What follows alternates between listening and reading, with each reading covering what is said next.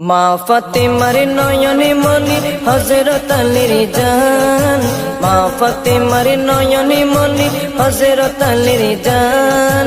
ইমামে হোসেন শহীদ হলো কারবালার ময়দান, ইমামে হোসেন শহীদ হলো কারবালার ময়দান।